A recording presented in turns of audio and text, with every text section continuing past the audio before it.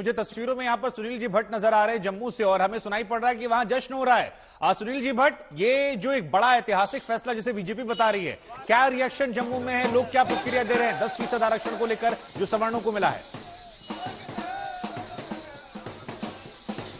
जी बिल्कुल शुभांकर, जैसे ही supreme court का जजमेंट आया उसके ठीक बाद यहाँ पर जम्मू में जो डोगरा फ्रंट के कार्यकर्ता है उन्होंने जश्न मनाना शुरू कर दिया है। आप देख सकते हैं यहाँ पर मिठाइयाँ बांटी जा रही है, ढोल नगाड़े बजाए जा रहे हैं, हाथों में तिरंगा लिए हुए यहाँ पर डोगरा फ्रंट के कार्यकर्ता इस मौके को सेलिब्रेट कर रहे हैं, जश्न मना रहे हैं। इनका कहना है कि ये सामाजिक न्याय के लिए एक अहम कदम है जो आज सुप्रीम कोर्ट ने जो अपना जजमेंट दिया है। 3 जजों ने स्वीकृति दी है जबकि 2 जज ने डिसेंट दिया है। मेजॉरिटी वर्डिक्ट है और इसका स्वागत यहाँ पर किया जा रहा है। हम यहाँ पर सीधा जो डोगरा फ्रंट के अध्यक्ष है अशोक गुप्ता, उनसे बात करते हैं। अशोक गुप्ता जी, जो आज माननीय उच्चतम न्यायालय का जो ये फैसला आया है, इसको आप कैसे देखते हैं? बड़ा स्पष्ट फैसला है। किसी ने गरीबों के विषय के अंदर विचार करने का प्रयास करा। आज गरीबों की सुनवाई हुई है। अब गरीब का बच्चा आरक्षण प्राप्त कर सकेगा नौकरियों के अंदर। आज गरीब का बच्चा डॉक्टर बन सकेगा। आज गरीब का बच्चा इंजीनियर बन सकेगा। आज गरीब का बच्चा ऊंचे पदों पर बैठ जाएगा। अशोक जी, ये तो सर्वसम्मति से ये फैसला तो नहीं है, हालांकि जो मेजॉरिटी वर्डिक्ट है वही रहता है, लेकिन 2 जजों ने डिसेंट भी दिया। फैसला जो होता है जी, 5 के बीच में 3 मेजॉरिटी है तो माना तो वही जाएगा। लेकिन अगर 2 ने नहीं दिया तो उनका कर्म है।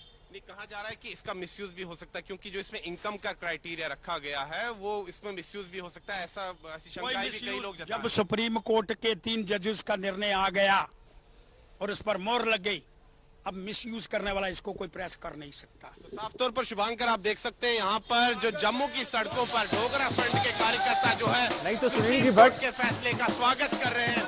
10% का जो आरक्षण है। सुनील जी भट्ट, देखिए हमने जश्न देखा, ढोल नगाड़े हम सुन रहे हैं। अब जरा उनसे समझिए ये कि क्या बदल जाएगा इससे, यहां से आने के बाद अब क्या बदलेगा, उनके जीवन में क्या बदलाव वो महसूस करेंगे, उनके आने वाली पीढ़ियों पर। एक बार जरा फिर से समझिए और कुछ और लोगों से अलग अलग प्रतिक्रिया लीजिए कि इस ऐतिहासिक फैसले का असर उन पर कैसे पड़ेगा, क्यों जश्न मना रहे हैं, देश दुनिया में दर्शक देख रहे हैं उन्हें, वो जानना चाहते हैं मिठाइयां क्यों बांटी जा रही है। जी बिल्कुल बिल्कुल जी, मुझे बताइए कि आपको क्या लगता है कि आपके जीवन में इससे क्या बदलाव आएगा? आज आप इस मौके को सेलिब्रेट कर रहे हैं, उत्सव के रूप में मना रहे हैं, आपको क्या लगता है इससे क्या बदलाव? गरीब के विषय के अंदर विचार होगा, गरीब ऊंचे पदों पर बैठेगा, गरीब की सुनवाई होगी। 10% के अंदर चुन करके जो गरीब जाएंगे वो भी ऊंचे पदों पर बैठने का प्रयास करना चाहिए। जो सपना था, जो सपने का सपना रह करके बढ़ गया, और वो गरीब अब उनकी सुनवाई होगी। ठीक है, तो लेकिन जो कई लोग शंकाएं भी जता रहे थे उनको क्या कहेंगे आप? शंकाओं के विषय के अंदर अगर अड़चन डालने का प्रयास होगा, गरीब नस्ते नबूद कर देगा। अब कोई गरीबों के सामने नहीं आएगा, जो आएगा वो पिस जाएगा। मोदी जी ने पहले ये प्रारंभ करा था गुजरात में, अब उन्होंने एक वर्डिक्ट बना करके सुप्रीम कोर्ट को दिया। 5 में से 3 जजों ने मोहर लगा दी है। अब इसको कोई रोकने का प्रयास नहीं कर सकेगा, और अगर कोई करेगा गरीब उसको छोड़ने वाला नहीं है। ठीक है, तो यहाँ पर जो लोग हैं इनका कहना है कि गरीबों के पक्ष में ये फैसला है क्योंकि उच्च जातियों से भी जो है गरीब लोग हैं, जो इकोनॉमिकली वीकर सेक्शंस हैं, उनको भी न्याय मिलना चाहिए, उनको भी सोशल जस्टिस के दायरे में लाना चाहिए। और उत्साहित जो लोग हैं डोगरा फ्रंट के, वो हमें नजर आ रहे हैं सुनील जी भट्ट। जी जी बिल्कुल, उनका उत्साह जो है वो हमें नजर आ रहा है। उन्हें लग रहा है कि जीवन में एक बड़ा बदलाव हो सकता है। आर्थिक रूप से कमजोर वर्ग को मिले आरक्षण पर सुप्रीम कोर्ट ने मोहर लगा दी है। चीफ जस्टिस यूयू ललित की अगुवाई वाली जजों की पीठ ने 3-2 से संविधान के 103वें संशोधन के पक्ष में फैसला सुनाया। हालांकि चीफ जस्टिस यूयू ललित और जस्टिस रविंद्र भट्ट की राय ईडब्ल्यूएस कोटा के खिलाफ थी। बाकी 3 जजों ने कहा कि ईडब्ल्यूएस कोटा संविधान की मूल भावना के खिलाफ नहीं है। ईडब्ल्यूएस कोटे में सामान्य वर्ग को आर्थिक आधार पर 10% आरक्षण मिला हुआ है। इस फैसले को चुनौती दी गई थी। तो जानकारियां जो हैं वो हम आपको यहां दिखा रहे हैं ग्राफिक जरिए। देखिए, सुप्रीम कोर्ट ने ईडब्ल्यूएस आरक्षण पर मोहर लगा दी है। 3-2 से यह फैसला हुआ है और ईडब्ल्यूएस आरक्षण के पक्ष में सुप्रीम कोर्ट में 3-2 से फैसला हुआ। 3 जजों ने ऐसा माना कि जो संविधान की मूल भावना है उसके मुताबिक ही यह है। वही मुख्य न्यायाधीश जस्टिस यूयू ललित की असहमति यहां पर थी। जस्टिस भट्ट जो थे उनकी भी असहमति यहां पर देखने को मिली है।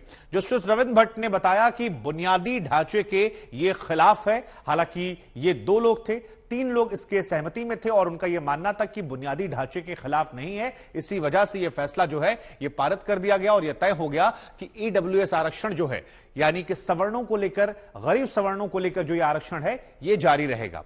अब कौन कौन पक्ष में है? तो जस्टिस बेला त्रिवेदी, जिनकी तस्वीर हम आपको दिखा रहे हैं, ईडब्ल्यूएस आरक्षण के लिए संविधान संशोधन सही, यह मानना था जस्टिस बेला त्रिवेदी का, जिनकी तस्वीर हम आपको दिखा रहे हैं। और ये उन 3 जजों में से हैं जिन्होंने सहमति में फैसला दिया है। संसद के फैसले को सकारात्मक रूप से देखा जाना चाहिए, यह भी अपनी टिप्पणी उन्होंने की। इसके अलावा जस्टिस दिनेश माहेश्वरी की तरफ से क्या कहा गया, क्योंकि ये भी पक्ष में थे, ईडब्ल्यूएस आरक्षण संविधान के मौलिक अधिकारों का उल्लंघन नहीं है, यह इनका कहना था। और यही टिप्पणी करते हुए इन्होंने भी अपनी सहमति जो है ईडब्ल्यूएस आरक्षण पर लगा दी, जिसकी वजह से यह फैसला पारित हो पाया। ईडब्ल्यूएस आरक्षण में समानता का उल्लंघन नहीं होता है, यह भी एक महत्वपूर्ण टिप्पणी की। इसके अलावा तीसरे जज जिन्होंने समर्थन दिया, जिसकी वजह से 3-2 से बहुमत में पारित हो पाया, वो थे जस्टिस जेबी पारदीवाला। उनका यह कहना था कि आरक्षण के लिए जो नियम है उनको देखा जाना चाहिए, निहित स्वार्थ के लिए इनका इस्तेमाल ना हो, यह भी सुनिश्चित किया जाना चाहिए। लेकिन विरोध में जज कौन थे जिन्होंने टिप्पणियां की? Justice S Ravindra Bhatt. इनका कहना था कि ईडब्ल्यूएस आरक्षण संविधान के बुनियादी ढांचों का उल्लंघन है और यह उल्लंघन जो है, इस वजह से इन्होंने असहमति जताई है। कुछ और भी तल्ख टिप्पणियां जो हैं वो इनकी तरफ से कही गई हैं। लेकिन उसके बाद क्या होता है? उसके बाद यह होता है कि ये 5 जजों की बेंच बैठती है और 3 जज, जैसा कि हमने आपको बताया, जस्टिस दिनेश माहेश्वरी, जस्टिस बेला त्रिवेदी और जेबी पारदीवाला, ये 3 सहमति देते हैं। जस्टिस एस रविंद्र भट्ट और चीफ जस्टिस यूयू ललित ये असहमति जताते हैं। लेकिन क्योंकि मेजॉरिटी जो थी वो इधर थी, इस वजह से ईडब्ल्यूएस आरक्षण पर सुप्रीम सहमति लग जाती है और अब यह आरक्षण लागू हो जाएगा। इस बीच वकीलों का क्या कहना है, क्या कुछ सुनवाई हुई और उस पर वकील बाहर निकलकर क्या बता रहे हैं, हम आपको सुनवाते हैं। हमारे साथ शादाब जमाई हैं। शादाब भाई, ये सुप्रीम कोर्ट का फैसला कई सारे सवालों के जवाब तलाशता है। ये मांगता है कि जस्टिस पारदीवाला ने कहा कि एक समय सीमा होनी चाहिए, व्यक्तिगत रूप से लोग फायदा ना उठाएं इसका। और दूसरा बड़ा सवाल ये कि क्या ये 50% से ऊपर जाएगा? देखिए, पहले मैं समझा दूं, 2 ओपिनियन है, एक मेजॉरिटी 3 जजेस के और एक जस्टिस भट्ट का डिसेंटिंग ओपिनियन है, जिससे चीफ जस्टिस एग्री करते हैं।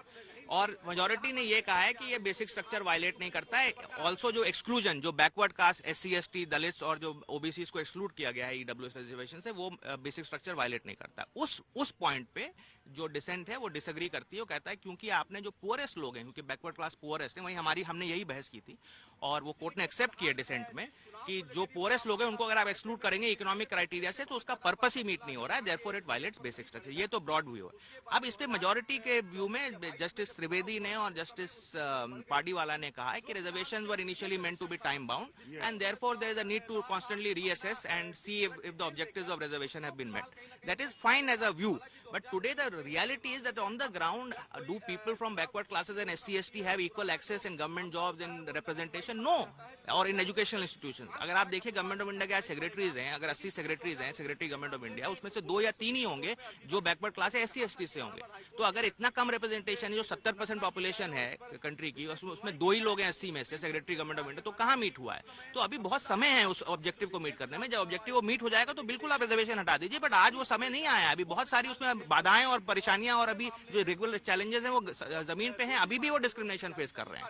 इसमें बड़ा सवाल ये कि क्या ये आरक्षण व्यवस्था लागू होने के बाद 50% से ज्यादा का कैप हो सकता है? तो उस पर भी मेजॉरिटी ने कहा कि 50% क्रॉस किया जा सकता है। मेजॉरिटी का ये व्यू था कि 50% बेसिक स्ट्रक्चर का रूल नहीं है, वो एक रूल जो है वो एक रूल ऑफ एडमिनिस्ट्रेटिव रूल है और रूल ऑफ कन्वीनियंस है, क्योंकि उसमें रूल में ही एक्सेप्शंस इन्विसाइज्ड हैं। मतलब जब रूल बना था तभी कहा था कि इसको क्रॉस किया जा सकता है XYZ सर्कमस्टेंस में, इसलिए वो बेसिक स्ट्रक्चर हो ही नहीं सकता है। इसमें स्टेट्स अगर इसको लागू करना चाहें उसके लिए क्या प्रावधान होता है? तो स्टेट्स तो जिस तरह से ये परमिसिव प्रोविजन है, मतलब ये स्टेट्स को अलाउ करता है कॉन्स्टिट्यूशनल अमेंडमेंट, तो स्टेट अपना 10% एडिशन टू एक्सिस्टिंग रिजर्वेशन जो है 50 के ऊपर, वो ईडब्ल्यूएस को अब दे सकते हैं, जिस तरह से इस अमेंडमेंट में इन्विसाइज्ड है। उनको अलग से एक कानून लेके आना पड़ेगा और अपने यहाँ लागू करना पड़ेगा? कानून की जरूरत नहीं है। अगर कॉन्स्टिट्यूशनल अमेंडमेंट है तो वो एग्जीक्यूटिव ऑर्डर के थ्रू भी कर सकते हैं, जो भी प्रक्रिया होगी, चाहे कानून के थ्रू या एग्जीक्यूटिव ऑर्डर के थ्रू, लेकिन जो भी लीगल प्रक्रिया जरूरत होगी उसके थ्रू ये कर सकते हैं इम्प्लीमेंट। लेकिन इसमें तो ये साफ हो गया कि आप 50% से ज्यादा भी, तो इसकी सीमा 10% से और आगे भी बढ़ा सकते हैं आगे। बिल्कुल, तो यही डिसेंट ने ये पॉइंट आउट किया कि अगर आप